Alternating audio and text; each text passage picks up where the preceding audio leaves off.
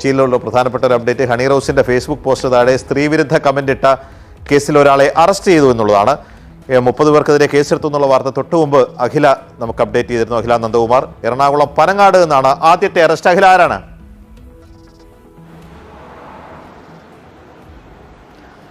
കുമ്പളം സ്വദേശിയായിട്ടുള്ള ഷാജിയാണ് അറസ്റ്റിലായിരിക്കുന്നത്. വേണമെങ്കിൽ ഒരു സൈബർ പരാതിയിൽ മണിക്കൂറുകൾക്കകം തന്നെ അറസ്റ്റ് ഉണ്ടാകാമെന്ന് കൊച്ചി പോലീസ് തെളിയിച്ചിരിക്കുകയാണ്. എന്തായാലും ഹണി റോസ് ഇന്നലെ രാത്രി വൈകിയാണ് പരാതി നൽകുന്നത്. തുടർന്ന് 30 പേർക്കെതിരെ കേസെടുത്ത പോലീസ് ഇപ്പോൾ ആദ്യ അറസ്റ്റ് ഉണ്ടായിരിക്കുന്നു.